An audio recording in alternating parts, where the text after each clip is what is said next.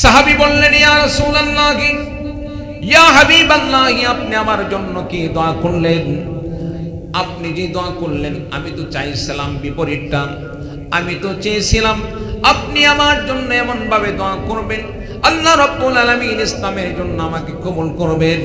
কাফের মুশরিকরা, ইসলামের শত্রুরা আমাকে হত্যা করবে, আমাকে শহীদ করে দিবে। শুধু শহীদ নয়, আমাকে হত্যা করার পরে আমার শরীরটাকে টুকরো টুকরো করে ফেলে দিবে, গোশতগুলো টুকরো টুকরো করে ফেলে দিবে। হাশরের ময়দানে যখন আল্লাহ রাব্বুল আলামিন বান্দাদেরকে উঠাবেন, হাশরের ময়দানে যখন পুনরুত্থান করবেন, সে সময় যখন আমি আমার টুকরো টুকরো শরীর নিয়ে কিয়ামতের ময়দানে যখন আমি উঠব, সে সময় আল্লাহ রাব্বুল আলামিনের কাছে আমি এইটুকু আবেদন করতে পারবো, আল্লাহ রাব্বুল আলামিন, দুনিয়াতে তোমার দ্বীনের জন্য, ইসলামের জন্য আমার জীবন কুরবানি করে দিয়েছি, এমনকি আমার পুরা শরীরকে টুকরা টুকরা করে দেওয়া হয়েছে। আল্লাহ রাব্বুল আলামিন, তোমার দ্বীনের জন্য আমার এই সামান্য অবদানের ওসিলাই হলেও আল্লাহ রাব্বুল আলামিন আমাকে জান্নাত দিয়ে দাও। সেদিন আল্লাহ রাব্বুল আলামিন আমার অবদানকে, আমার এই অবদানের প্রতি লক্ষ্য রেখে আল্লাহ রাব্বুল আলামিন আমাকে জান্নাত দিয়ে দিবেন, আর আমি জান্নাতের মেহমান হয়ে জান্নাতের মধ্যে অবস্থান করব। বলুন সুবহানাল্লাহ। কোরআনে কারীমের মধ্যে আল্লাহ রাব্বুল আলামিন মুমিন বান্দাদের তিনটি গুণের কথা ঘোষণা দিয়ে বলেন, ইন্নামাল মুমিনুনা আল্লাযীনা আমানু বিল্লাহি ওয়া রাসূলিহি সুম্মা লাম ইয়ারতাবু ওয়া জাহাদু বিআমওয়ালিহিম ওয়া আনফুসিহিম ফি সাবিলিল্লাহ। চিৎকার দিয়ে বলুন আল্লাহু আকবার। আল্লাহ রাব্বুল আলামিন মুমিন বান্দাদের সম্পর্কে বললেন, মুমিন বান্দাদের এমন তিনটি গুণ রয়েছে, কোন মুমিন বান্দা যদি তিনটি গুণ অর্জন করতে পারে, আল্লাহ রাব্বুল আলামিন মুমিন বান্দাদেরকে তিনটি গুণ অর্জন করার কারণে আল্লাহ রাব্বুল আলামিন এমন একটি পথ দান করবেন, যেই পথ আল্লাহ রাব্বুল আলামিন এমন একটি পথ দান করবেন, যেই পথ ওই বান্দাকে জান্নাত পর্যন্ত পৌঁছে দিবেন। বলুন সুবহানাল্লাহ। তিনটি গুণের কথা আল্লাহ রাব্বুল আলামিন কোরআনে কারীমের মধ্যে বলেন। এক নম্বর আল্লাহ রাব্বুল আলামিন বলেন, আল্লাযীনা আমানু বিল্লাহি ওয়া রাসূলিহি, যে সমস্ত বান্দারা এক নম্বরে আল্লাহ রাব্বুল আলামিনের প্রতি ঈমান আনয়ন করে এবং রাসূলের প্রতি ঈমান আনয়ন করে, আল্লাহ এবং রাসূলের প্রতি যারা ঈমান আনয়ন করে। দুই নম্বরে আল্লাহ পাক বলেন, সুম্মা লাম ইয়ারতাবু, অতঃপর আল্লাহর প্রতি, নবীর প্রতি ঈমান আনয়ন করার পরে অন্তরে কোনো প্রকার সন্দেহ থাকে না। নিঃসন্দেহে আল্লাহ এবং রাসূলের প্রতি যারা ঈমান আনয়ন করে, এরপরে আল্লাহ রাব্বুল আলামিন ঘোষণা দিয়ে বলেন, ওয়াজাহাদু বিআমওয়ালিহিম ওয়া আনফুসিহিম ফি সাবিলিল্লাহ। আল্লাহ রাব্বুল আলামিন বলেন, তিন নম্বরে যে সমস্ত বান্দারা জান এবং মাল দিয়ে আল্লাহর রাস্তায় লড়াই করবে, জিহাদ করবে, আল্লাহ রাব্বুল আলামিন তাদের সম্পর্কে বলেন, উলাইকা হুমুস সাদিকুন। আল্লাহ রাব্বুল আলামিন বললেন, তারাই হলো সত্যবাদী, তারাই হলো সাদিকিন। আর যারা সাদিকিনের অন্তর্ভুক্ত হয়ে যাবে, আল্লাহ রাব্বুল আলামিন তাদের নামে আল্লাহ পাক ঘোষণা দিয়ে দেন, তারা জান্নাতি। বলুন সুবহানাল্লাহ। যারা তিনটি গুণ অর্জন করতে পারবে, এক নাম্বার ঈমান আনতে হবে কার প্রতি? আর জোরে বলুন, কার প্রতি? আল্লাহর প্রতি। আল্লাহর প্রতি ঈমানের সাথে সাথে রাসূলের প্রতি ঈমান আনতে হবে। জানতে চাই আপনার আমার রব কে? আর জোরে বলুন, রব কে? আল্লাহ রাব্বুল আলামিন। দুনিয়ার মানুষ সন্তানের কাছ থেকে আশা করে সন্তান মাকে মা বলে ডাকবে। সন্তান মাকে মা বলে ডাকলে মনটা ভুলে যায়, অন্তরে প্রশান্তি লাভ হয়। কি বলেন, ঠিক কিনা? বাবার মনে চায় সন্তান বাবাকে বাবা বলে ডাকবে, শুধুমাত্র বাবা বলে ডাক শোনার জন্য সেই সন্তানের পিছনে কত রকম খরচ করা হবে। একই রকম দুইটি সন্তান, একটা আপনার জন্ম দেওয়া সন্তান, আরেকটি অন্যজন জন্ম দেওয়া সন্তান। আরেকজন অন্যজনের জন্ম দেওয়া সন্তান হওয়ার কারণে আপনাকে বাবা বলে না ডাকার কারণে তার ভরণ পোষণ আপনি বহন করেন না। আপনার সন্তান আপনি জন্মদান করেছেন, জন্মদান করার কারণে সন্তান আপনাকে বাবা বলে ডাকতেছে, মা বলে ডাকতেছে। বাবাকে বাবা বলে ডাকার কারণে, মাকে মা বলে ডাকার কারণে ওই সন্তান হাজারো কষ্ট দিলে মা বাবার অন্তরে কষ্ট থাকে না। সন্তানের জন্য সব ভরণ পোষণের ব্যবস্থা করে, সন্তানের ভালো মন্দের ব্যবস্থা করে, কি বলেন ঠিক কিনা? সন্তান যদি মা বাবাকে মা বাবা বলে না ডাকে, ওই মা বাবার অন্তরে কি কোনোদিন শান্তি আসতে পারে? কোনো প্রশান্তি লাভ করতে পারে? পারে না। আমার ভাইরা, আমার বন্ধুগণ, দুনিয়ার মানুষ সন্তানের কাছ থেকে যেমন মায়ের মা বলে ডাক শোনার আশায় সন্তানকে লালন পালন করে, বাবা যেমন সন্তানকে সন্তানের কাছ থেকে বাবা ডাক শোনার অপেক্ষায় থাকে। সন্তান মাকে মা বলে ডাকলে মায়ের অন্তর জুড়ে যায়, মায়ের অন্তর প্রশান্তি লাভ করে। বাবাকে বাবা বলে ডাকলে সন্তান যখন বাবাকে বাবা বলে ডাকে, বাবার অন্তরটা প্রশান্ত হয়ে যায়। আমার ভাইরা, আমার বন্ধুগণ, বান্দার প্রতি ওই মা বাবার চাইতে লক্ষ কোটি গুণে বেশি আল্লাহ রাব্বুল আলামিনের মায়া মমতা ভালোবাসা। বান্দা যখন আল্লাহ রাব্বুল আলামিনকে একটাবার আল্লাহ বলে ডাকে, দুনিয়ার মা বাবা সন্তান যেমন মা বাবাকে ডাকলে মা বাবা যে পরিমাণ সন্তানের প্রতি সন্তুষ্ট হয়ে যান, খুশি হয়ে যান, এর চাইতে বান্দা যখন আল্লাহ রাব্বুল আলামিনকে আল্লাহ বলে ডাকে, আল্লাহ রাব্বুল আলামিন ওই মা বাবার চাইতে সন্তানের প্রতি বান্দার প্রতি আল্লাহ রাব্বুল আলামিন লক্ষ কোটি গুণে বেশি সন্তুষ্ট হয়ে যান। বলুন সুবহানাল্লাহ। আল্লাহ রাব্বুল আলামিন লক্ষ কোটি গুণে বেশি বান্দার প্রতি সন্তুষ্ট হয়ে যান। প্রিয় ভাই সব, আপনি আমি দুনিয়াতে চলতে কত কিছুর প্রয়োজন হয়। মা বাবা একটা মাস খাবার না দিলে, কোনোভাবে যদি একটা মাস খাবার না দেয়, বড় হয়ে গেছি, তখন আমাদের সিদ্ধান্ত কি হয়? সিদ্ধান্ত হয় খাওয়া পড়া ছাড়া তো বাঁচা যাবে না। সুতরাং মা বাবা যেহেতু দায়িত্ব ছেড়েই দিয়েছে, অন্তত পক্ষে নিজের কামাই নিজে করে খাইতে হবে, কি বলেন ঠিক কিনা? কত 5 বছরের বাচ্চা, 6 বছর 7 বছরের বাচ্চাদেরকে দেখা যায় চা স্টলে তারা কাজ করতেছে, বিভিন্ন দোকানপাটে তারা কাজ করতেছে, পানি ঢাওয়াচ্ছে। সম্মানিত উপস্থিতি, কেন? পেটের দায়। পেটের দায় থাকার কারণে, ক্ষুধার যন্ত্রণার কারণে সে মানুষের দোকানে কাজ করে খাচ্ছে। মা বাবা যদি আপনার দায়িত্ব না নেয়, তারপরে আপনার আমার খাবারের ব্যবস্থা থাকে, আপনি আমি বেঁচে থাকার উপায় থাকে। কিন্তু আল্লাহ রাব্বুল আলামিন যদি আপনার প্রতি আমার প্রতি নারাজ হয়ে যান, অসন্তুষ্ট হয়ে যান, আর আল্লাহ রাব্বুল আলামিন যদি বলেন, বান্দা তোমার জন্য আমি খাবার বন্ধ করে দিলাম, আমি অক্সিজেন বন্ধ করে দিলাম, প্রিয় ভাই সব, আপনার আমার বাঁচার কোনো উপায় থাকবে? জোরে বলেন, উপায় থাকবে? থাকবে না। তারপরে আল্লাহ রাব্বুল আলামিন আপনার প্রতি আমার প্রতি দয়া করেন। আল্লাহ রাব্বুল আলামিন মায়া করে বেঁচে রেখেছেন। সব সময় আপনি আমি আল্লাহ পাকের নাফরমানির মধ্যে লিপ্ত, সব সময় আমরা গুনার মধ্যে লিপ্ত। কোন নেক কাজ করতে গেলে তার মধ্যেও কোনো না কোনো গুনার সয়লাভ হয়ে আছে। এই ওয়াজ মাহফিল কত সুন্দর আয়োজন, অথচ দেখেন পাশে মেলা হচ্ছে, দোকানপাট, সেখানে শত শত যুবক যুবতী ঘুরতেছে, জেনার মধ্যে লিপ্ত আছে। সম্মানিত উপস্থিতি, আল্লাহ রাব্বুল আলামিন যদি আপনাকে আমাকে আপনার আমার কর্মের জন্য প্রত্যেকটা মুহূর্ত আল্লাহ রাব্বুল আলামিন হিসাব নিতে, আল্লাহ তাআলা শাস্তি দান করতে, একটা মুহূর্ত বেঁচে থাকার মতো আপনার আমার সুযোগ থাকতো না। চিল্লা বলুন ঠিক কিনা? তারপরেও আল্লাহ রাব্বুল আলামিন আপনার প্রতি আমার প্রতি কত দয়াবান। আল্লাহ রাব্বুল আলামিন আপনার জন্য আমার জন্য অফুরন্ত নিয়ামতের ব্যবস্থা করে দিয়েছে। আল্লাহ রাব্বুল আলামিন রিজিকের ব্যবস্থা করে দিয়েছেন। কি ভাই বিরক্ত হচ্ছেন? বিরক্ত হচ্ছেন? আলোচনার মধ্যে ওঠা বসা করলে আমার কাছে খুবই খারাপ লাগে। যদি বলেন হুজুর বিরক্ত লাগতেছে, শেষ করে দেন, আমি এখনই দোয়া দিয়ে দিব। শেষ করব? শেষ করব ভাই?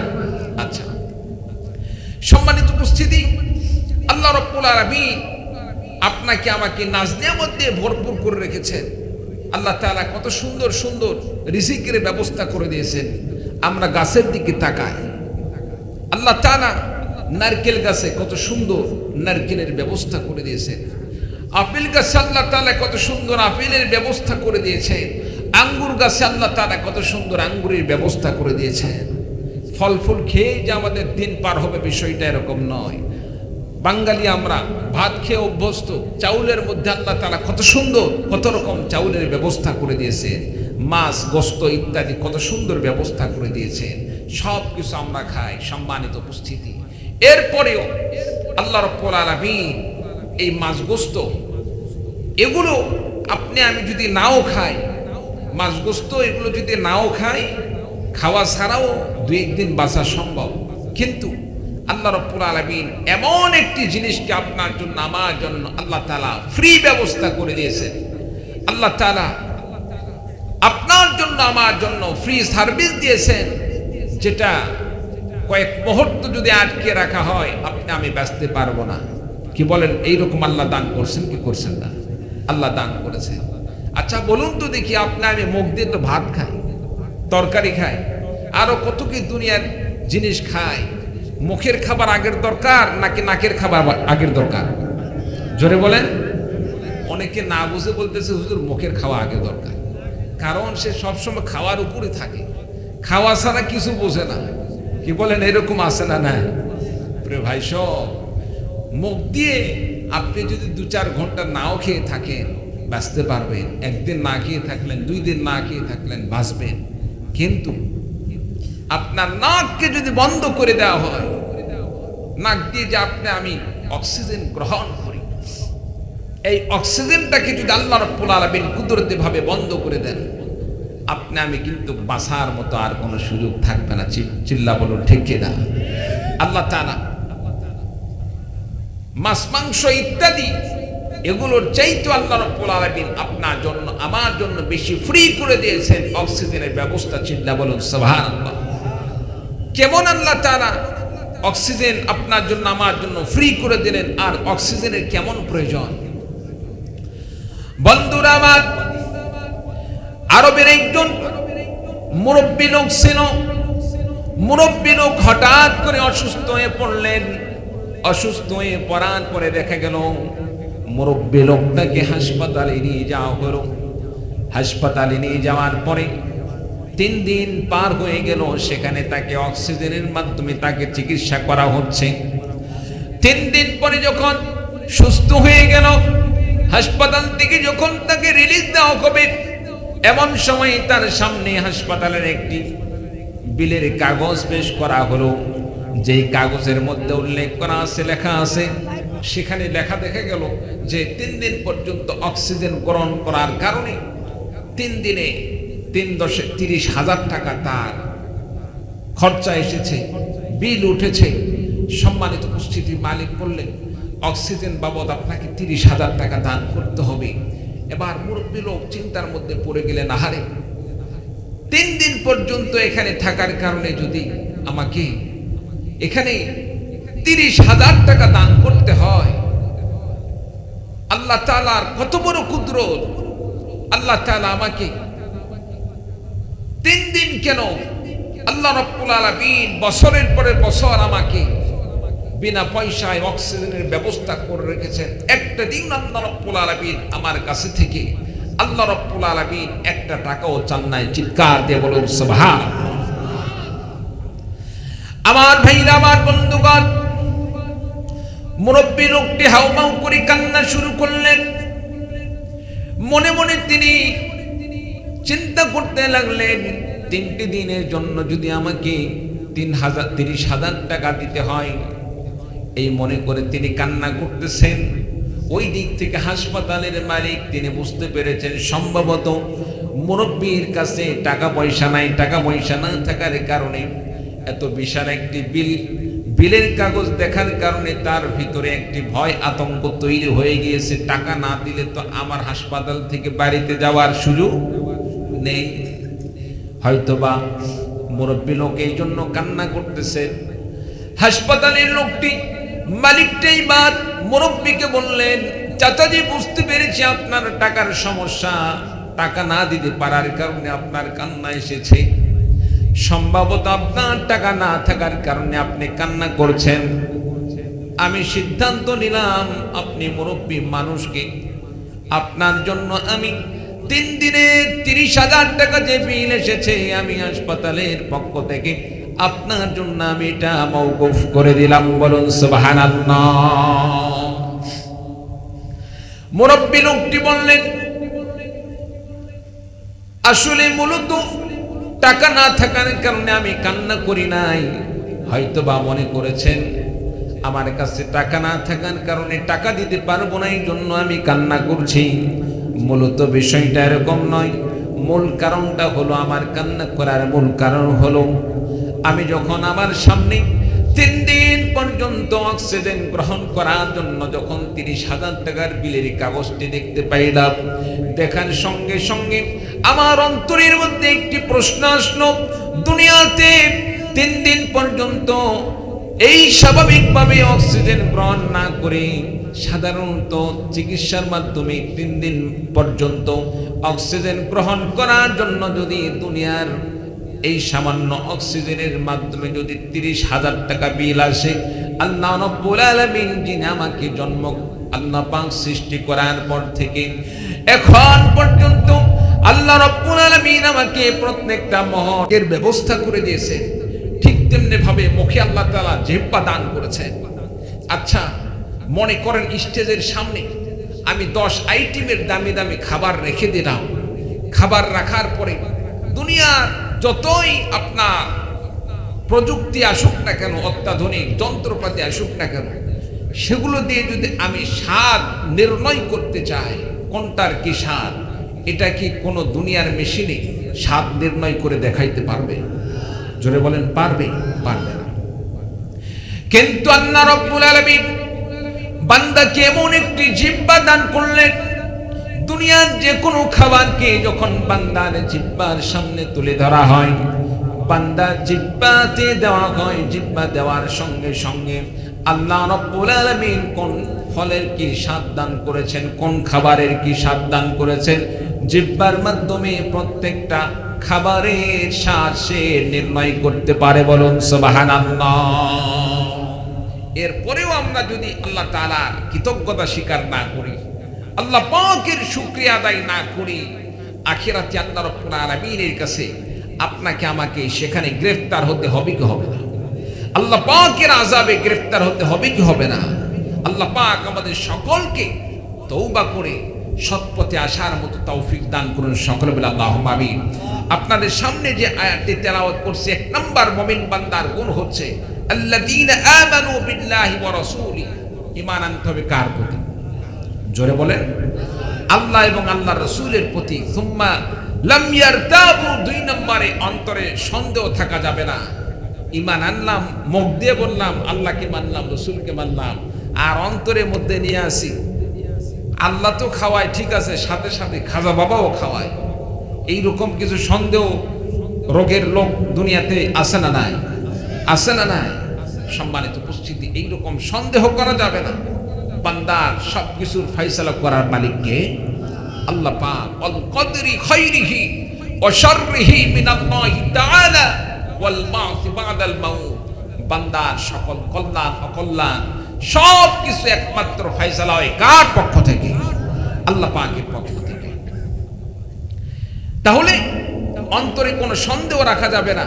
আল্লাহ পাক আমাকে খাওয়ান, আল্লাহ পাক আমাকে পরান, আল্লাহ ছাড়া অন্য কারো ইবাদত করা যাবে না। 3 নম্বর আল্লাহ রাব্বুল আলামিন বলেন ওয়াজাহাদু বিআমওয়ালিহিম ওয়া আনফুসিহিম ফি সাবিলিল্লাহ।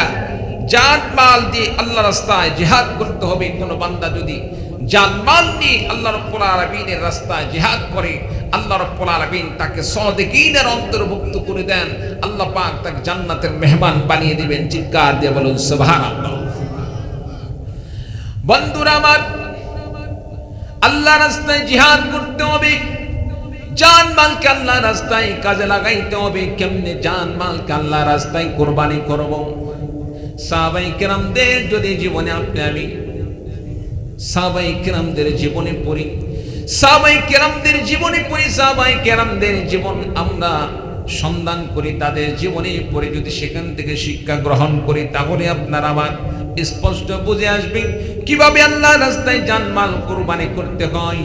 আমার ভাইরা, আমার বন্ধুগণ, অনেক সাহাবীর জীবনে আছে, এত সাহাবীর জীবনে বর্ণনা করা এখানে সম্ভব হবে না। মাত্র একটু সাহাবীর কথা বলে আপনাদের কাছ থেকে বিদায় নিয়ে চলে যাব। একজন যুবক ছিল আব্দুল উজ্জা। আব্দুল উজ্জা ছোট্টকালে বাবাকে হারিয়েছেন। আব্দুল উজ্জা বাবাকে হারানোর পরে তার দেখাশোনার দায়িত্ব নিয়ে নিলেন চাচা। আব্দুল উজ্জা এক পর্যায়ে চাচার সম্পদ দিয়ে লালিত পালিত হলেন। এক পর্যায়ে আব্দুল উজ্জা রাসূলুল্লাহ সাল্লাল্লাহু আলাইহি সাল্লামের প্রতি তিনি ঈমান আনলেন, আল্লাহ রাব্বুল আলামিনের প্রতি ঈমান আনয়ন করলেন, কালিমা পড়ে মুমিন হয়ে গেলেন, ঈমানদার হয়ে গেলেন। বলুন সুবহানাল্লাহ। আব্দুল উজ্জা মুসলমান হয়ে গেলেন। মুসলমান হয়ে যাওয়ার পরে এই সংবাদ চলে গেল তার চাচার কাছে।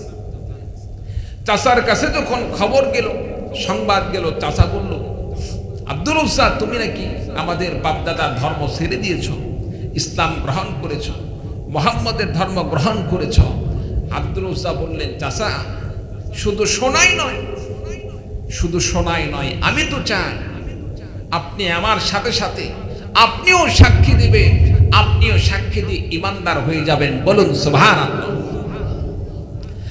আব্দুল উজ্জা এবার চাচাকে সঙ্গে নিয়ে বললেন, চাচা আমার সাথে সাথে আপনিও পড়ুন, আশহাদু আল্লা ইলাহা ইল্লাল্লাহু ওয়া আশহাদু আন্না মুহাম্মাদান আবদুহু ওয়া রাসূলুহু। আব্দুল উজ্জা কালিমা পড়লেন, সাক্ষী দান করলেন, আল্লাহ এবং রাসূলের প্রতি ঈমানের সাক্ষ্য প্রদান করলেন। তার চাচাকেও পড়তে বললেন। আব্দুল উজ্জা যখন কালিমা পড়লেন, কালিমা পড়ার সঙ্গে সঙ্গে আব্দুল উজ্জার চাচা এবার আব্দুল উজ্জাকে বললেন, আব্দুল উজ্জা বুঝতে পেরেছি তুমি ঈমান আনয়ন করেছো, কালিমা পড়ে মুমিন হয়ে গিয়েছো, তুমি মুসলমান হয়েছো, ঈমানদার হয়েছো। এই ঈমান আনয়ন করার কারণে এখন তোমার কি অবস্থা হবে তুমি কি জানো? আমি তোমার সমস্ত সম্পদগুলোকে তোমার কাছ থেকে ছিনিয়ে নেব। আব্দুল উজ্জা বললেন, চাচা আপনি ছিনিয়ে নেবেন কেন?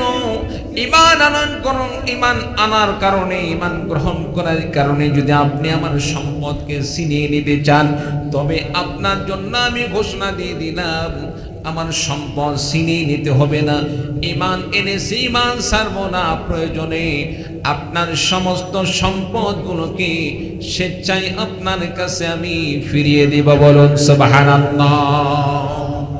আপনি সম্পদ আমার কাছ থেকে ছিনিয়ে নেবেন কেন?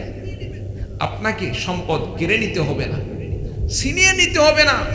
ঠিক আছে, আপনি আমার উপকার করেছেন, আপনি আমার বিপদে পাশে দাঁড়িয়েছেন। বাবা ছিল না, বাবার অবর্তমানে আপনি আমাকে দেখাশোনা করেছেন। আপনার আমার প্রতি যে দরদ ছিল, আপনার আমার প্রতি যে মায়া মমতা ছিল, আমার পেছনে আপনার অবদান, এটা আমি অস্বীকার করি না। তবে এই নয় যে আপনার অবদান স্বীকার করতে গিয়ে আমি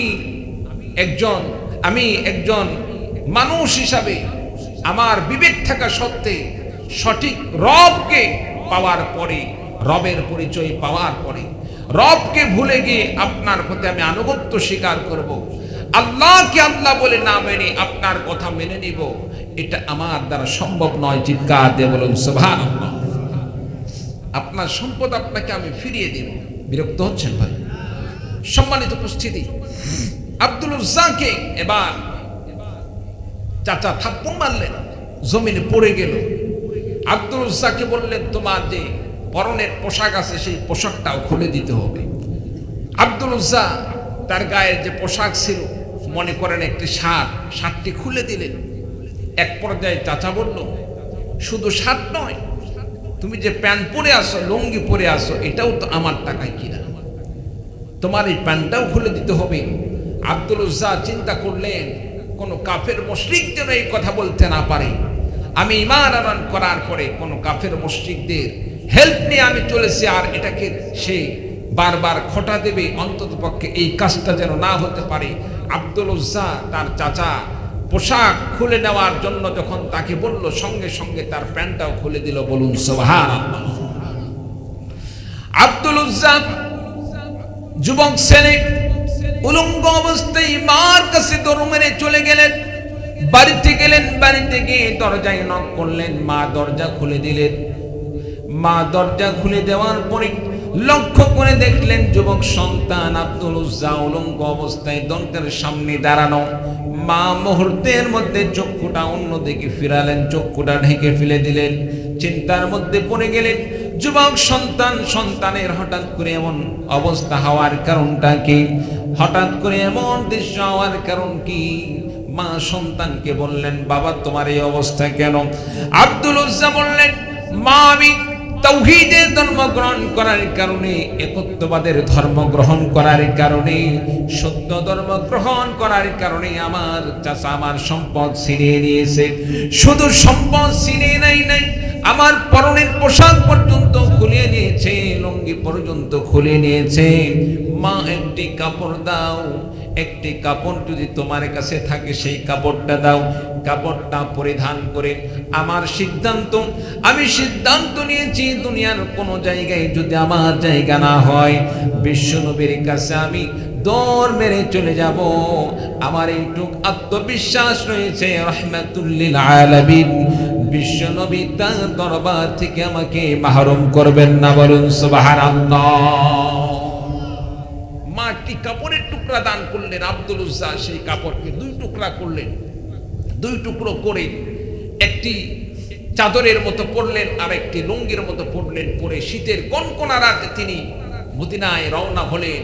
সকালবেলা রাসূলুল্লাহ সাল্লাল্লাহু আলাইহি সাল্লামের বাড়ির সামনে উপস্থিত, দরজায় নক করলেন, সালাম করলেন। বিশ্বনবী দরজা খুলে দিলেন, দেখলেন একজন যুবক সন্তান দুই টুকরো কাপড় পরিহিত অবস্থায় নবীজির বাড়ির সামনে উপস্থিত। যুবককে বললেন, যুবক তোমার এই অবস্থা কেন? তুমি কোথায় থেকে এসেছো? তোমার এই অবস্থা কেন?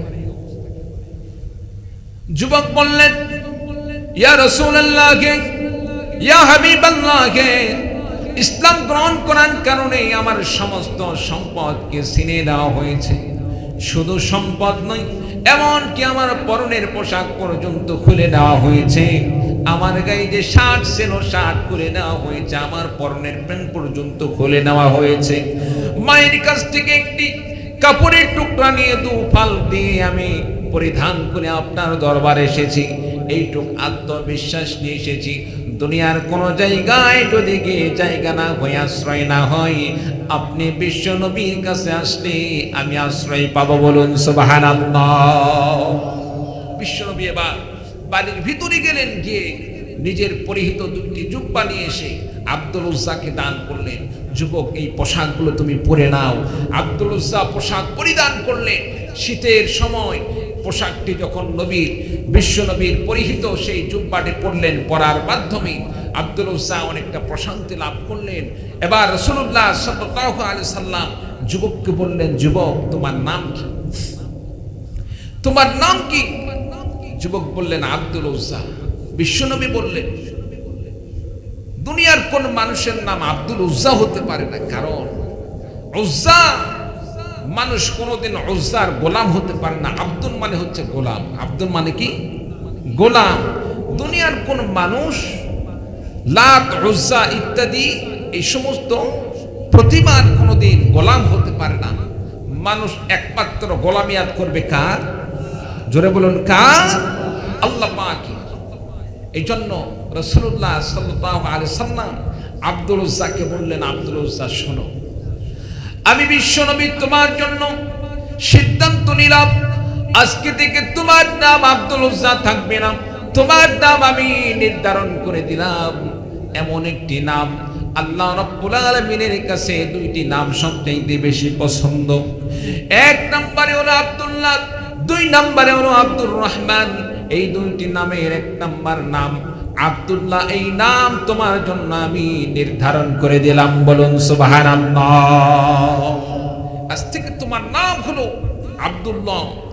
সম্মানিত উপস্থিতির পর থেকে এই সাহাবীর নাম হয়ে গেল আব্দুল্লাহ যুল বাজাদাইন। নাম কি? জোরে বলে, আব্দুল্লাহ যুল বাজাদাইন। সম্মানিত উপস্থিতি, রাসূলুল্লাহ সাল্লাল্লাহু আলাইহি সাল্লাম বললেন, সাহাবী তুমি আমার কাছ থেকে আর কোনো কিছু আশা করো, আর কোনো কিছু কি চাও? সাহাবী বললেন, ইয়া রাসূলুল্লাহ, ইয়া রাসূলুল্লাহ, ইয়া হাবিবাল্লাহ, আপনার কাছে আমি যে জিনিসটা চাই সেটা হচ্ছে আপনি আমার জন্য দোয়া করুন, আমার কল্যাণের জন্য দোয়া করুন। রাসূলুল্লাহ সাল্লাল্লাহু আলাইহি সাল্লাম সঙ্গে সঙ্গে সাহাবীর জন্য দোয়া করলেন, আয় আল্লাহ, আমার এই সাহাবী জানমাল সব কিছু দিয়ে, তার সমস্ত সম্পদগুলোকে কুরবানি করে দিয়ে সে ইসলাম গ্রহণ করেছে। দুনিয়ার সমস্ত শত্রুদের কাছে, শত্রুদের জন্য, কাফের মুশরিকদের জন্য আমার এই সাহাবীর জানমালকে তুমি হারাম করে দাও, বলুন সুবহানাল্লাহ। সাহাবী বললেন, ইয়া রাসূলুল্লাহ, ইয়া হাবিবাল্লাহ, আপনি আমার জন্য কি দোয়া করলেন? আপনি যে দোয়া করলেন আমি তো চাইছিলাম বিপরীতটা। আমি তো চেয়েছিলাম আপনি আমার জন্য এমন ভাবে দোয়া করবেন, আল্লাহ রাব্বুল আলামিন ইসলামের জন্য আমাকে কবুল করবেন, কাফের মুশরিকরা, ইসলামের শত্রুরা আমাকে হত্যা করবে, আমাকে শহীদ করে দিবে। শুধু শহীদ নয়, আমাকে হত্যা করার পরে আমার শরীরটাকে টুকরো টুকরো করে ফেলে দিবে, গোশতগুলো টুকরো টুকরো করে ফেলে দিবে। হাশরের ময়দানে যখন আল্লাহ রাব্বুল আলামিন বান্দাদেরকে উঠাবেন, হাশরের ময়দানে যখন পুনরুত্থান করবেন, সে সময় যখন আমি আমার টুকরো টুকরো শরীর নিয়ে কিয়ামতের ময়দানে যখন আমি উঠব, সে সময় আল্লাহ রাব্বুল আলামিনের কাছে আমি এইটুকু আবেদন করতে পারবো, আল্লাহ রাব্বুল আলামিন, দুনিয়াতে তোমার দিনের জন্য, ইসলামের জন্য আমার জীবন কুরবানি করে দিয়েছি, এমনকি আমার পুরা শরীরকে টুকরা টুকরা করে দেওয়া হয়েছে। আল্লাহ রাব্বুল আলামিন তোমার দিনের জন্য আমার এই সামান্য অবদানের ওসিলাই হলেও আল্লাহ রাব্বুল আলামিন আমাকে জান্নাত দিয়ে দাও। সেদিন আল্লাহ রাব্বুল আলামিন আমার অবদানকে, আমার এই অবদানের প্রতি লক্ষ্য রেখে আল্লাহ রাব্বুল আলামিন আমাকে জান্নাত দিয়ে দিবেন, আর আমি জান্নাতের মেহমান হয়ে জান্নাতের মধ্যে অবস্থান করব, বলুন সুবহানাল্লাহ। তাদের কেমন ইমানের চেতনা ছিল, ইমানের জজবা কেমন ছিল। আর বর্তমানে আমাদের অবস্থা কি? আমরা যত বেশি নামাজ পড়ি, যত নফল পড়ি, যত তসবিহ জপি, আমরা তত তাকে আমরা ইমানদার মনে করি। সম্মানিত উপস্থিতি, নামাজ পড়লে অবশ্যই সে ইমানদার, রোজা রাখলে অবশ্যই সে ইমানদার, হজ করলে অবশ্যই সে ইমানদার, যাকাত দিলে অবশ্যই সে ইমানদার। তবে মনে রাখতে হবে, কোনো ব্যক্তি 24 ঘন্টা নামাজ পড়লো কিন্তু যাকাত ফরজ হওয়া সত্ত্বেও সে যাকাত দিল না, মনে রাখতে হবে নামাজ পড়া যেমন আল্লাহর ফরজ বিধান, যাকাত দেওয়াও আল্লাহর ফরজ বিধান। নামাজ পড়লাম, আল্লাহর ফরজ বিধান আদায় করলাম, আর যাকাত দিলাম না, ওই নামাজ দিয়ে জান্নাতে যাওয়ার সুযোগ নাই। এইরকম মুসলমান আছে না নাই? জোরে বলেন, আছে না নাই? কত মুসলমান দেখা যায় রমজান আসলে মালের পরিপূর্ণ হিসাব করে না, পুঙ্খানুপুঙ্খানু হিসাব বের করে যাকাত দেবে এইরকম তার সাহস হয় না। করে কি? আইডিয়া করে, একটা ধারণা করে, মোটামুটি যাকাত আসতেছে মনে করেন 1 লক্ষ টাকা, সেখান থেকে 10,000 টাকা শাড়ির একটি ব্যান্ডেল নিয়ে এসে মানুষের সামনে একবারে ঢাক ঢোলক পিটে মানুষের সামনে যাকাত দান করতেছে, আর মানুষদেরকে বুঝাইতেছে যে অমুক ব্যক্তি এত যাকাত দান করলো, এই এলাকার মধ্যে তার চাইতে ভালো মানুষ আর নাই। এইরকম আমাদের এলাকায় হয় কি হয় না? আপনাদের এলাকায় হয় জানি না, আমাদের এলাকায় অনেক এইরকম হয়। সম্মানিত উপস্থিতি, এই যাকাত দিয়ে আল্লাহ তাআলার কাছে মাফ পাওয়া যাবে না। যাকাত দিতে হবে প্রত্যেকটা মালের পুঙ্খানুপুঙ্খানু হিসাব করে। ঠিক তেমনি ভাবে আল্লাহ তাআলা আপনাকে আমাকে এই যে দেহ দান করছে, এই দেহ দিয়ে শুধু নামাজ পড়লাম, নামাজ দিয়ে দেহর হক আদায় হলো না, রোজা করলাম, রোজা দিয়েই যে দেহর হক আদায় হলো, এরকম বিষয় নয়। ইসলামের প্রয়োজনে যে কোনো সময় ইসলামকে রক্ষার জন্য, ইসলামকে হেফাজত করার জন্য, ইসলামের জন্য নিজের জান মালকে আল্লাহ রাস্তায় কুরবানি করাটাও হচ্ছে এই জানের একটি হক, এই দেহর একটি হক। আপনি আমি যদি ইসলামের পক্ষে নিজের জীবনকে উৎসর্গ করতে পারি, তবেই আপনি আমি পরিপূর্ণ ঈমানদার, আল্লাহ তাআলার কাছে মাফ পাওয়ার একটি মাধ্যম হয়ে থাকবে। বলুন সুবহানাল্লাহ। সম্মানিত উপস্থিতি, বর্তমানে আমরা দেখতে পাচ্ছি ইসলামকে নিয়ে বিভিন্ন প্রকার ষড়যন্ত্র চলতেছে, চক্রান্ত চলতেছে। আলহামদুলিল্লাহ, ইতিমধ্যে একটি বিল পাশ হওয়ার পরেও বাতিল হয়ে গেছে। প্রত্যেকটা স্কুলে, প্রাথমিক স্কুলগুলোতে গান এবং নাচের শিক্ষক নিয়োগ দেওয়ার সিদ্ধান্ত হয়েছিল। সম্মানিত উপস্থিতি, অন্যান্য ধর্ম অনুযায়ী নাচ গান তাদের কাছে ধর্মীয় বিধান থাকতে পারে, কিন্তু ইসলামের বিধান অনুযায়ী কোন স্কুল কলেজে কোন সন্তানকে কোন মা বাবা নাচ গান শিখাবে, ইসলামে কি এরকম বৈধ আছে নাকি? ইসলামে বৈধ আছে নাকি? ইসলামে বৈধ নাই। সম্মানিত উপস্থিতি, নাচ গান হচ্ছে হারাম, গান বাজনা করা হারাম, সুতরাং সেটার শিক্ষা দেওয়া হারাম।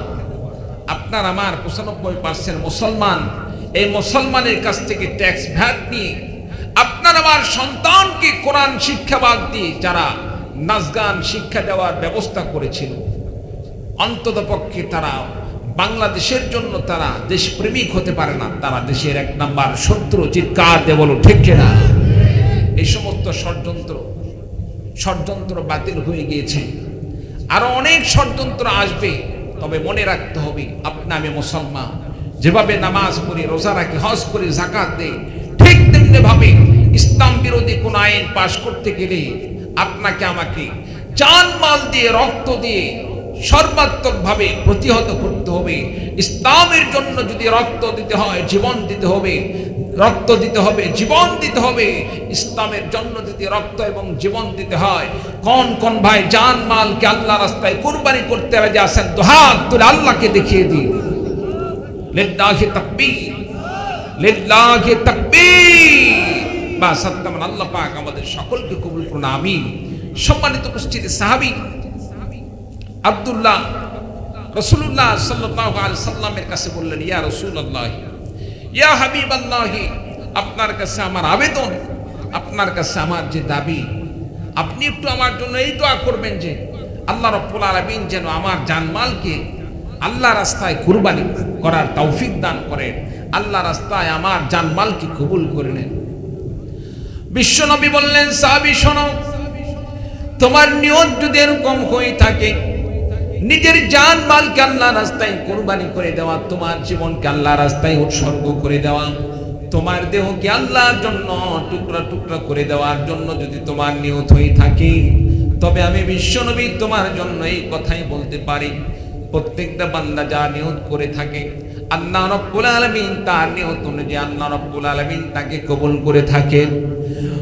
আমার সাহাবী শোনো, রাসূলুল্লাহ সাল্লাল্লাহু আলাইহি সাল্লাম বললেন, সাহাবী শোনো, তোমার নিয়ত যদি এই রকম হয়ে থাকে আল্লাহ রাস্তায় তোমার জান মালকে কুরবানি করা, নিজের জীবনকে উৎসর্গ করে দেওয়া, তবে মনে রাখো যদি তোমার কোনো কারণে নিজের বিছানাতেও যদি ঘুমন্ত অবস্থায় তোমার মৃত্যু হয়ে যায়, অসুস্থ অবস্থায় যদি হাসপাতালের বিছানায়, নিজের বাড়ির বিছানাতেও যদি তোমার মৃত্যু হয়ে যায়, আর নিয়ত যদি এরকম থাকে আল্লাহ রাস্তায় নিজের জীবনকে কুরবানি করে দেবে, হাসপাতালের বিছানায় শুয়ে থেকেও যদি ইন্তেকাল হয়ে যায়, নিজের বাড়িতে শুয়ে থাকা অবস্থায় ইন্তেকাল হয়ে যায়, আল্লাহ রাব্বুল আলামিন শাহাদাতের মর্যাদা দান করবেন, রাব্বুল আলামিন শহীদের মর্যাদা দান করে জান্নাতের মেহমান বানিয়ে দিবেন। বলুন সুবহানাল্লাহ। রাসূলুল্লাহ সাল্লাল্লাহু আলাইহি সাল্লাম এবার জিহাদে অংশগ্রহণ করলেন। সাহাবী রাসূলুল্লাহ সাল্লাল্লাহু আলাইহি সাল্লামের সাথে যুদ্ধের ময়দানে ঝাঁপিয়ে পড়লেন। যুদ্ধ করার পরে এক পর্যায়ে যুদ্ধ শেষ হয়ে গেল, সাহাবী অসুস্থ হয়ে পড়লেন। অসুস্থ অবস্থায় সাহাবী বিছানায় শায়িত অবস্থায় ইন্তেকাল করলেন, মৃত্যুবরণ করলেন। সম্মানিত উপস্থিতি, রাসূলুল্লাহ সাল্লাল্লাহু আলাইহি সাল্লাম আগেই বলেছিলেন, সাহাবী তোমার ইন্তেকাল যদি ঘরে শুয়ে থাকা অবস্থাতেও তোমার যদি মৃত্যু হয়ে যায়, আর নিয়ত যদি তোমার শাহাদতের হয়ে থাকে, তামান্না যদি শাহাদাতের হয়ে থাকে, আল্লাহ তাআলা শাহাদাতের মর্যাদা দান করবেন। বলুন সুবহানাল্লাহ। সাহাবীর ইন্তেকালের খবর যখন রাসূলের কাছে পৌঁছলো, বিশ্বনবী কবর খনন করার জন্য সাহাবীদেরকে নির্দেশ করলেন। সাহাবীরা, আমার সাহাবী আব্দুল্লাহর জন্য তোমরা গোসলের ব্যবস্থা করো, কাফনের ব্যবস্থা করো, আর এই আব্দুল্লাহ দাফনের জন্য আমি বিশ্বনবী নিজেই কবরে নামবো, আমি নিজ হাতে আমার আব্দুল্লাহকে কবরে শায়িত করব। বলুন সুবহানাল্লাহ। সম্মানিত উপস্থিতি, কবর প্রস্তুত হয়ে গেল, আব্দুল্লাহর গোসল সম্পন্ন হয়ে গেল, কাফন পরানো হলো। কবরে যখন রাখা হবে, বিশ্বনবী নিজেই কবরে নামলেন। ডানে হযরত আবু বকর রাদিয়াল্লাহু তাআলা আনহু ডান পাশে কবরে দাঁড়ালেন, বাম পাশে হযরত ওমর রাদিয়াল্লাহু তাআলা আনহু দাঁড়ালেন। রাসূলুল্লাহ সাল্লাল্লাহু আলাইহি সাল্লাম হযরত আবু বকর রাদিয়াল্লাহু তাআলা আনহুকে বললেন, আবু বকর মাথার দিকে তুমি ধরো। ওমর রাদিয়াল্লাহু তাআলা আনহুকে বললেন, পায়ের দিকে ধরো। দুই দিকে যখন ধরা হলো, রাসূল সাল্লাল্লাহু আলাইহি সাল্লাম দুহাত দিয়ে ধরে নিজেই কবরে শায়িত করলেন। আর এই দিকে বর্ণনাকারী হাদিস শরীফের মধ্যে বর্ণনা করেন, এই দৃশ্যটি দেখে তিনি সাহাবী কান্না শুরু করে দিলেন। আর তিনি মনে মনে এই কথাটি বললেন, আহারে আজকে এই সাহাবী, যেই সাহাবী দুনিয়া থেকে বিদায় নিয়ে চলে গেলেন, আব্দুল্লাহ, এই আব্দুল্লাহ কতই না সে সৌভাগ্যশীল, কতই না সে ভাগ্যবান। আজকে সে এমন একটি কবরে শায়িত হচ্ছে, যেই কবরে দুনিয়ার শ্রেষ্ঠ তিনজন ব্যক্তি, যাকে দাফন করার ক্ষেত্রে তিনজন ব্যক্তি নেমেছেন। এক নম্বর স্বয়ং বিশ্বনবীজি নেমেছেন, দুই নম্বর ইসলামের প্রথম খলিফা হযরত আবু বকর রাদিয়াল্লাহু তাআলা আনহু নেমেছেন, তিন নম্বরে এমন একজন ব্যক্তি কবরে নেমেছেন যিনি ইসলামের দ্বিতীয় খলিফা হযরত ওমর রাদিয়াল্লাহু তাআলা আনহু। আজকে আব্দুল্লাহর জায়গায়, সেই জায়গায় সে না হয়ে যদি আমি ইন্তেকাল করতাম আর আমাকে যদি এই কবরে রাখা হতো, আর কবরে নামাই থেকে বিশ্বনবী নিজ হাতে আমাকে রাখতো, আবু বকর এবং ওমর রাদিয়াল্লাহু তাআলা আনহু কবরে রাখার সময় তারা সহযোগিতা করত, আমি কতই না সৌভাগ্যশীল হতাম। চিৎকার দিয়ে বলুন সুবহানাল্লাহ। বন্ধুরা আমার, বিশ্বনবী সাল্লাল্লাহু আলাইহি সাল্লাম সাহাবীকে যখন কবরে শায়িত করলেন, কবরে শায়িত করার পরে রাসূলুল্লাহ সাল্লাল্লাহু আলাইহি সাল্লাম সাহাবীর জন্য দোয়া করলেন, আল্লাহ রাব্বুল আলামিন কবরে এমন একজন সাহাবীকে রেখে গেলাম, যেই সাহাবী ইসলামের জন্য তার সমস্ত মালকে কুরবানি করে দিয়েছেন, সমস্ত মালকে ছিনিয়ে নেওয়া হয়েছে। শুধু তাই নয়, এমনকি তার পরনের পোশাক পর্যন্ত খুলে নেওয়া হয়েছে, এমনকি তার লুঙ্গি পর্যন্ত খুলে নেওয়া হয়েছে। তারপরেও সে কাফেরদের কাছে নতি স্বীকার করে নাই। আল্লাহ রাব্বুল আলামিন ইসলামের জন্য আমার এই সাহাবী, আল্লাহ পাক তোমার দ্বীনের জন্য সব কুরবানি করেছেন, আমি নবী আপনার হাওলায় দিয়ে গেলাম। আল্লাহ রাব্বুল আলামিন এই সাহাবী যেহেতু ইসলামের জন্য সব কিছু করেছে, আল্লাহ রাব্বুল আলামিন এই সাহাবী, আল্লাহ পাক তোমার এই বান্দাকে নিজ হাতে তুমি জান্নাতের মেহমান হিসেবে কবুল আর মঞ্জুর করে নাও। বলুন সুবহানাল্লাহ। সম্মানিত উপস্থিতি, আসলে তো তারাই তো প্রকৃতপক্ষে মুমিন ছিল, ইসলামের জন্য সব কুরবানি করে দিয়েছে। আর এখন হয় কি, যে কোনো সময় বর্তমানে ইসলাম বিরোধী কোনো কার্যকলাপ হলে আলেম ওলামারা তো সরাসরি অস্ত্র নিয়ে মাঠে নামার কথা বলে না, অস্ত্র নিয়ে মাঠে নামার কথা বলে না। কমপক্ষে একটি মিছিল, একটি মানববন্ধন, একটি সমাবেশের জন্য অনেক সময় এলান হয় কি হয় না, মসজিদে ঘোষণা হয় কি হয় না, মাইকিং হয় কি হয় না, মসজিদে ইমাম সাহেব ধমসে বক্তব্য দিল, ইসলাম বিরোধী অমক কার্যক্রম হওয়ার জন্য, অমক কার্যকলাপ হওয়ার জন্য প্রতিবাদমূলক আজকে সমাবেশ হবে। আজকের সমাবেশে সকলকে অংশগ্রহণ করার জন্য আমি আশা রাখতেছি, সকলে সমাবেশে অংশগ্রহণ করবেন। কোন কোন ভাই রাজি আছেন? দেখা যাবে সকলে হাত তোলে। কি বলেন? হাত তোলে কি তোলে না? কিন্তু ফলাফলে দেখা যায় কি, নামাজ শেষ, ইমাম সাহেবের মতো ইমাম সাহেব নামাজ পড়ে বাইরে আসতেছে, মনে মনে ভাবতেছে মসজিদে 200-500 জন মুসল্লি ছিল, তাদেরকে নিয়ে একটি মিছিলের সাথে সাথে সমাবেশে অংশগ্রহণ করবে, যোগদান করবে। কিন্তু সম্মানিত উপস্থিতি, দেখা যাচ্ছে ইমাম সাহেবের মতোই সমাবেশে গেল, হয়তো 2-4 জন ইমাম সাহেবের সাথে যারা অতি ঘনিষ্ঠ, না গেলে কেমন লাগে, 2-4 জন সঙ্গে নিয়ে সমাবেশে যায়, বাকি সবগুলো আরামে বাড়িতে গিয়ে দুপুরের খাবার খায়। এইরকম হয় কি হয় না? আপনাদের এই পাবনাতে মনে হয় এরকম হয় না, আমাদের নওগাঁতে তো এইরকমই দেখি, আমাদের নওগাঁতে এইরকমই বেশি দেখি। সম্মানিত উপস্থিতি, যে ব্যক্তি আল্লাহর ফরজ বিধান নামাজ পড়ল, ওই ব্যক্তির জন্য ফরজ ছিল আল্লাহর কোরআনকে অপমান করার জন্য প্রতিবাদে অংশগ্রহণ করা। সে কোরআন অপমানের প্রতিবাদে সেখানে অংশগ্রহণ করলো না, কিন্তু নামাজ পড়লো। এই নামাজ দেখে আল্লাহর কাছে মাফ পাওয়া যাবে? জোরে বলেন। ইমানদার বলেই আল্লাহ তাআলার কাছে গলা ফাটাইলেই কি সেখানে আল্লাহ তাআলা মাফ করে দিবেন? কখনোই নয়। আহাসিবান নাস আইয়ুতরাকু আইয়াকুলু আমান্না ওয়া হুম লা ইফতানুন। বান্দা, তুমি কি মনে করো মানুষেরা কে মনে করে আখিরাতে আল্লাহ তাআলার কাছে আমরা সেখানে আল্লাহর কাছে বলবো, আল্লাহ দুনিয়াতে তো আমি মুসলমান ছিলাম, আমি তো ইমানদারি ছিলাম, আমাকে জান্নাত দাও। আল্লাহ বলেন, বান্দা এত সহজ নয়। আহাসিবান নাস আইয়ুতরাকু আইয়াকুলু আমান্না ওয়া হুম লা ইফতানুন। কোন বান্দাকে ইমানের পরীক্ষা ছাড়া কাউকে এক চুল পরিমাণ সামনের দিকে অগ্রসর হওয়ার কোনো সুযোগ দেওয়া হবে না। বলুন নাউযুবিল্লাহ। সম্মানিত উপস্থিতি, কি অবস্থা হবে সেদিন, কেমন পরিস্থিতি হবে? এই জন্য দুনিয়াতে ইমানি পরীক্ষা দিতে হবে। আল্লাহ তাআলা কোনো সময় জানের মাধ্যমে পরীক্ষা নেবেন, মালের মাধ্যমে পরীক্ষা নেবেন। আল্লাহ তাআলা অনেক সময় সুস্থতা দিয়ে পরীক্ষা নেবেন, অসুস্থতা দিয়ে পরীক্ষা নেবেন, সন্তান দিয়ে পরীক্ষা নেবেন, সন্তান না দিয়েও আল্লাহ তাআলা পরীক্ষা নেবেন। কি বলেন ঠিক কিনা? আল্লাহ তাআলার প্রত্যেকটা পরীক্ষায় আপনাকে আমাকে পাশ করতে হবে। আমি যদি আল্লাহ রাব্বুল আলামিনের পরীক্ষায় পাশ করতে পারি, আল্লাহ রাব্বুল আলামিন আপনাকে আমাকে আখিরাতে মাফ করে দিয়ে আল্লাহ রাব্বুল আলামিন জান্নাতের মেহমান বানিয়ে দিবেন। বলুন সুবহানাল্লাহি ওয়া বিহামদিহি সুবহানাল্লাহিল আযীম। একটু কালিমা পড়ুন, লা ইলাহা ইল্লাল্লাহ, লা ইলাহা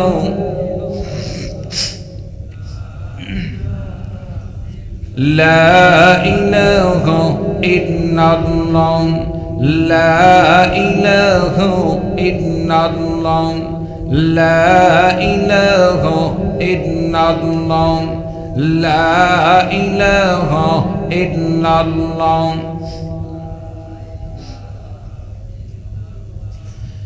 لا إله إلا الله মুহাম্মাদুর রাসূলুল্লাহ।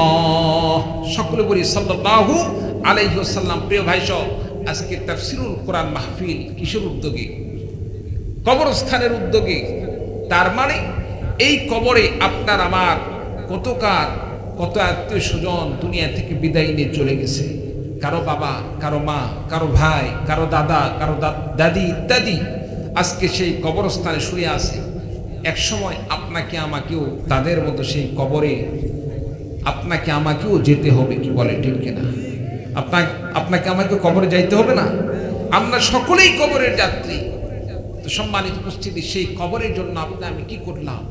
আজকে যারা দুনিয়া থেকে বিদায় নিয়ে চলে গেছেন তাদের জন্য দোয়া করা আপনার জন্য আমার জন্য কর্তব্য। তাদের জন্য যদি আমি দোয়া করি, আল্লাহ রাব্বুল আলামিন এই দোয়ার উসিলায় কবরবাসীকে আল্লাহ পাক মাফ করে দিতে পারেন। আল্লাহ তাআলা দুনিয়াতে বান্দাদের জন্য, যারা দুনিয়া থেকে বিদায় নিয়ে চলে যায়, বান্দাদের জন্য 3টি পদ্ধতি আল্লাহ রাব্বুল আলামিন সওয়াব পৌঁছানোর জন্য রেখে যান। 1 নাম্বার, নেককার সন্তান যদি রেখে যায়, নেককার সন্তান যদি মা বাবার জন্য দোয়া করে, আল্লাহ তাআলা এই সওয়াব কবরে পৌঁছে দেন। বলুন সুবহানাল্লাহ।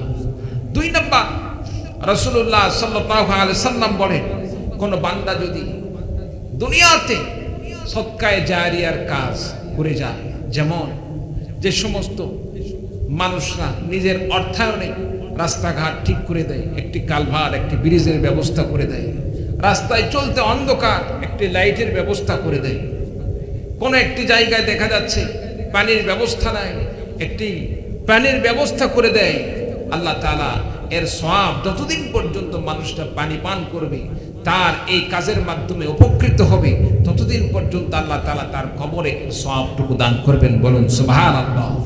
এরপরে আল্লাহ রাব্বুল আলামিন আরেকটি জিনিস আল্লাহ রাব্বুল আলামিন বান্দাকে কবরে শায়িত অবস্থায় দান করবেন।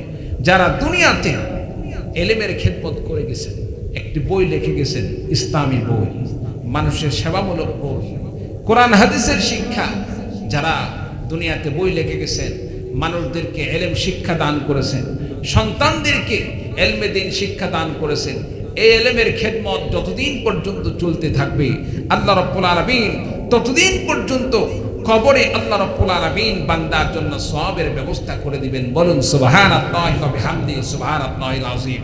সম্মানিত উপস্থিতি, সর্বোপরি আপনি আমি ইমানদার হিসাবে অন্তরে আপনার আমার সকলের একটি তামান্না আছে, আমরা জান্নাতে যাবই, চিৎকার দিয়ে বলুন ঠিক কিনা?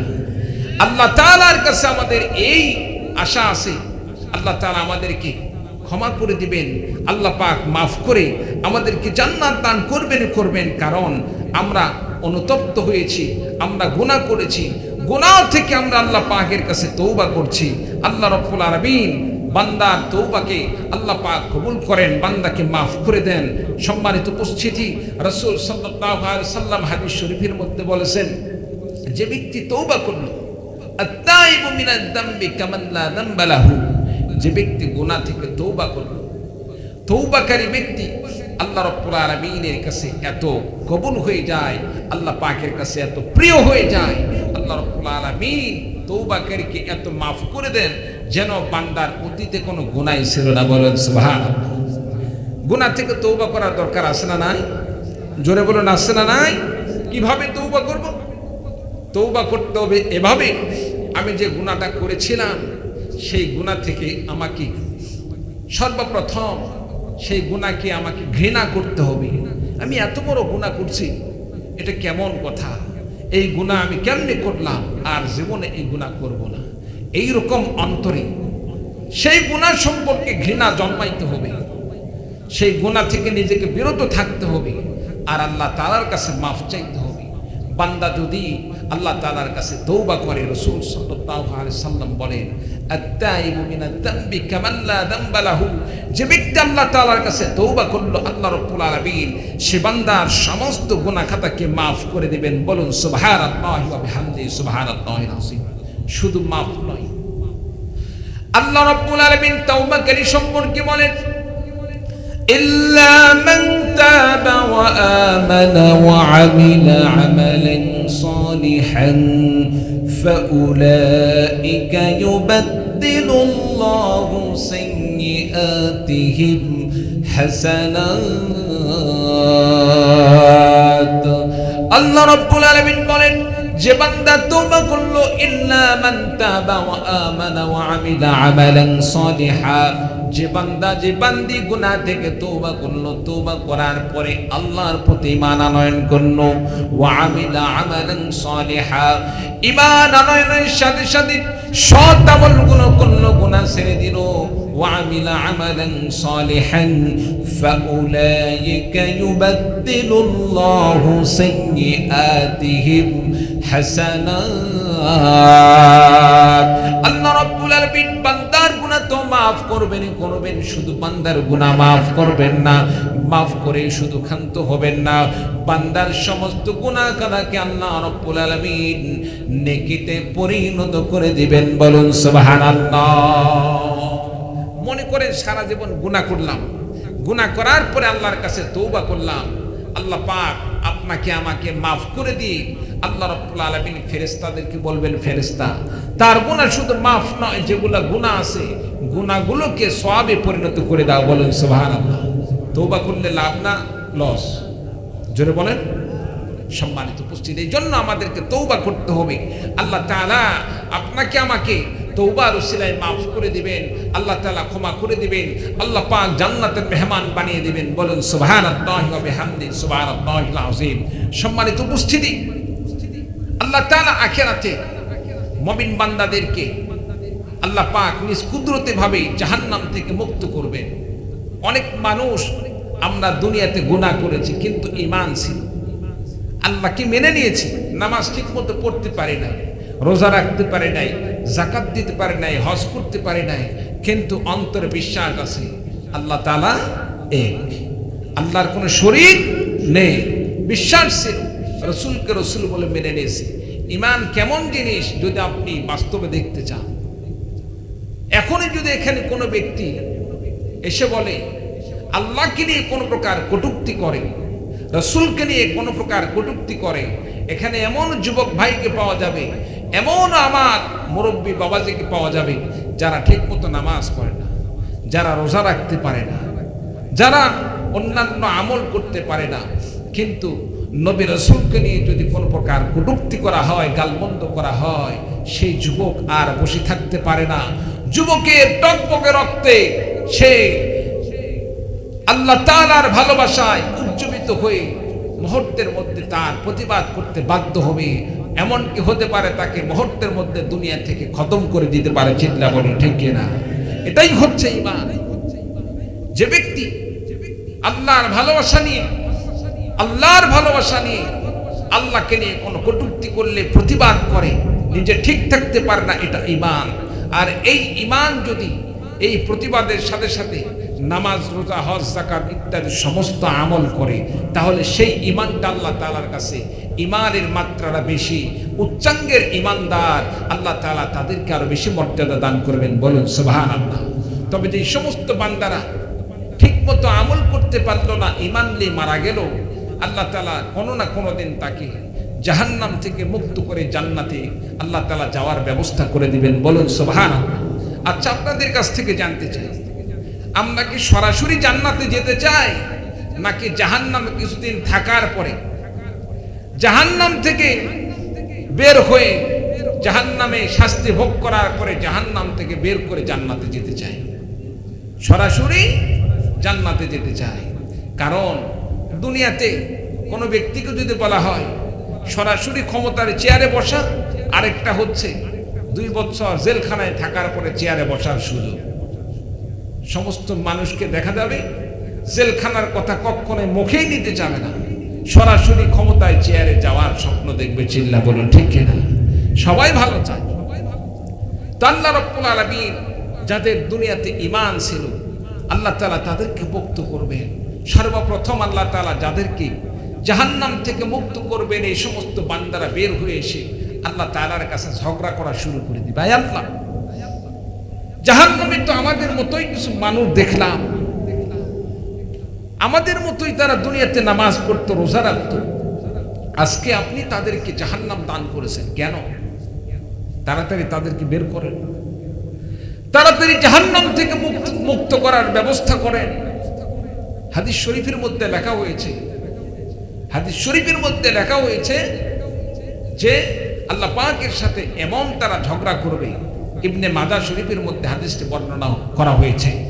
সম্মানিত উপস্থিতি, ওয়ালাইকুম আসসালাম, সম্মানিত উপস্থিতি, হাদিস শরীফের মধ্যে লেখা হয়েছে রাসূলুল্লাহ সাল্লাল্লাহু আলাইহি ওয়াসাল্লাম বলেন, এই সমস্ত বান্দারা আল্লাহ তাআলার সাথে এমন ভাবে ঝগড়া করা শুরু করবে। দুনিয়াতে আমরা যেমন জায়গা জমি নিয়ে ঝগড়া ফাসাদ করি, একজন আরেকজনের সাথে ঝগড়ায় লিপ্ত হয়ে যায়, এমনকি দুনিয়ার ঝগড়ার চাইতেও সেখানে আল্লাহ তাআলার সাথে ঝগড়া তাদের আরো বেশি হবে, বলুন সুবহানাল্লাহ। সম্মানিত উপস্থিতি, কিছু কিছু ক্ষেত্রে নিজের অতি আপনজনের সাথে ঝগড়া হয়। সন্তান বাবার সাথে ঝগড়া করে, তুমি আমার কোনো কথা শোনো না, আমি চাই আমার জন্য একটি ল্যাপটপ কিনে দাও, আমাকে একটি মোটরসাইকেল কিনে দাও, আমার মনের কোনো আশা তুমি পূরণ করো না। এইরকম সন্তানরা বাবাদের কাছে আবেদন করে কি করে না? সন্তানরা বাবার সাথে ঝগড়া করে কি করে না? বান্দা এবং আল্লাহ তাআলার মধ্যে মহাব্বত তো সবচেয়ে বেশি। আল্লাহ এবং বান্দার মধ্যে যে ভালোবাসা, এটা তো অন্য কোনো মাখলুক, অন্য কোনো কিছুর মধ্যে হতে পারে না। আল্লাহ তাআলা বান্দাকে সবচেয়ে বেশি ভালোবাসেন, যার কারণে বান্দা আল্লাহর কাছে ঝগড়া করবে, আয় আল্লাহ, আমাদের মতোই নামাজ পড়ছে, কেন সে জাহান্নামী? তাড়াতাড়ি জাহান্নাম থেকে মুক্ত করার ব্যবস্থা করবে। আমার ভাইরা, আমার বন্ধুগণ, এবার ওই সমস্ত বান্দাদেরকে আল্লাহ রাব্বুল আলামিন ডিক্লার দিয়ে দিবেন, তাদেরকে অনুমতি দান করবেন, যাও ওই সমস্ত বান্দাদেরকে তোমরা জাহান্নাম থেকে মুক্ত করে নিয়ে আসো, যাদেরকে তোমরা দেখে চিনতে পারো, দুনিয়াতে যারা ইমানদার ছিল, যাদেরকে তোমরা চেনো, তাদের চেহারা দেখে দেখে জাহান্নাম থেকে মুক্ত করে নিয়ে আসো। এই সমস্ত বান্দারা এবার জাহান্নামে যাবে। জাহান্নামে যাওয়ার পরে তাদের চেহারা দেখে দেখে জাহান্নাম থেকে মুক্ত করবে। সবচাইতে আনন্দের বিষয় হলো, জাহান্নামে এতদিন পর্যন্ত থাকার পরেও এই সমস্ত বান্দারা লক্ষ্য করে দেখবে তাদের চেহারার মধ্যে, তাদের শরীরের মধ্যে কিঞ্চিৎ পরিমাণও আগুনের কোনো প্রকার স্পর্শ করেছিল না। বলুন সুবহানাল্লাহ। শুধুমাত্র তাদের পায়ের নলায় আগুনের অংশ থাকবে, আগুনে পোড়ানোর দাগ থাকবে, পায়ের গোড়ালিতে আগুনে পোড়ানোর দাগ থাকবে। তাদেরকে যখন মুক্ত করে নিয়ে আসা হবে, মুক্ত করে আল্লাহ রাব্বুল আলামিনের দরবারে নিয়ে যাওয়া হবে। আল্লাহ রাব্বুল আলামিনের কাছে বলা হবে, আল্লাহ রাব্বুল আলামিন তোমার ওই সমস্ত বান্দাদেরকে মুক্ত করে নিয়ে এসেছি। এবার আল্লাহ রাব্বুল আলামিন বলবেন, যাও আমার ওই সমস্ত বান্দাদেরকে এবার জাহান্নাম থেকে মুক্ত করে নিয়ে আসো। দুনিয়াতে আমার যেই সমস্ত বান্দারা, দুনিয়াতে আমার যেই সমস্ত বান্দাদের অন্তরে এক দিরহাম পর্যন্ত ঈমান ছিল, এক দিনার পরিমাণ ঈমান ছিল, তাদেরকে জাহান্নাম থেকে মুক্ত করে নিয়ে আসো। তাদেরকে জাহান্নাম থেকে মুক্ত করে নিয়ে আসা হবে। এরপরে আল্লাহ রাব্বুল আলামিন বলবেন, রে আমার বান্দারা, যাও এবার ওই সমস্ত বান্দাদেরকে জাহান্নাম থেকে মুক্ত করে নিয়ে আসো যাদের অন্তরে অর্ধ দিনার পর্যন্ত ঈমান ছিল, তাদেরকে মুক্ত করে নিয়ে আসো। এবার তাদেরকে মুক্ত করে আনা হবে। আল্লাহ রাব্বুল আলামিন শেষবারের মতো এবার বলবেন, রে আমার বান্দারা, এবার যাও আমার ওই সমস্ত বান্দাদেরকে জাহান্নাম থেকে মুক্ত করে নিয়ে আসো যাদের অন্তরে এক যাররা পরিমাণ ঈমান ছিল, এক অণু পরিমাণ ঈমান ছিল, তাদেরকে জাহান্নাম থেকে মুক্ত করে নিয়ে আসো। বলুন সুবহানাল্লাহ। আমার ভাইরা, আমার বন্ধুগণ, শুধু তাই নয়, হাদিস বর্ণনাকারী হযরত আবু সাঈদ খুদরি রাদিয়াল্লাহু তাআলা আনহু এই হাদিস বর্ণনা করার পরে তিনি আবার বলেন, যাদের অন্তরে এই বিষয়টা বিশ্বাস হয় না, যাদেরকে সন্দেহ মনে হয়, যাদের কাছে সন্দেহ মনে হয় আল্লাহ রাব্বুল আলামিন এক যাররা পরিমাণ ঈমানদারকেও জাহান্নাম থেকে মুক্ত করবেন, এই বিষয়ে যাদের সন্দেহ হয় তারা যেন আল্লাহ রাব্বুল আলামিনের কোরআনে কারীমের আয়াত তেলাওয়াত করে। এবার আবু সাঈদ খুদরি রাদিয়াল্লাহু তাআলা আনহু তাদের সম্পর্কে কোরআনে কারীমের আয়াত তেলাওয়াত করে বলেন, ইন্নাল্লাহা লা ইয়াযলিমু মিসকালা যাররাতিন ওয়া ইন তাকু হাসানাতান ইউদাইফাহা ওয়া ইউতি মিন লাদুনহু আজরান আযীমা। চিৎকার দিয়ে বলুন আল্লাহু আকবার। আল্লাহ রাব্বুল আলামিন কোরআনে কারীমের মধ্যে বলেন, ইন্নাল্লাহা লা ইয়াযলিমু মিসকালা যাররাতিন, আল্লাহ রাব্বুল আলামিন কোন বান্দা বান্দির প্রতি এক যাররা পরিমাণও জুলুম করেন না। বলুন সুবহানাল্লাহ। বান্দার প্রতি আল্লাহ পাক জুলুম করবেন না। আল্লাহ রাব্বুল আলামিন বান্দার প্রতি ইনসাফ করবেন, ইনসাফের ব্যবস্থা করবেন।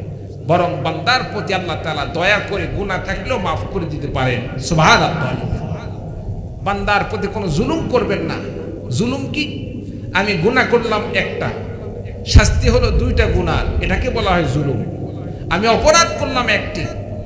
আমাদের দেশে এই জিনিসটা আমরা ইতিমধ্যে অনেক আমরা অভিজ্ঞতা অর্জন করেছি।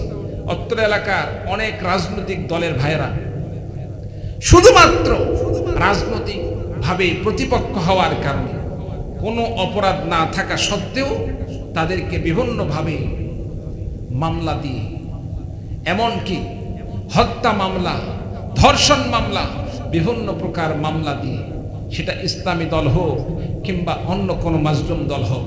যেমন আমার দেশে যতগুলো দল ছিল, জামাত ইসলামী, হেফাজত ইসলাম, তারপরে বিএনপি সহ যতগুলো দল ছিল, সমস্ত দলের মানুষরা এই নির্যাতনের শিকার ছিল।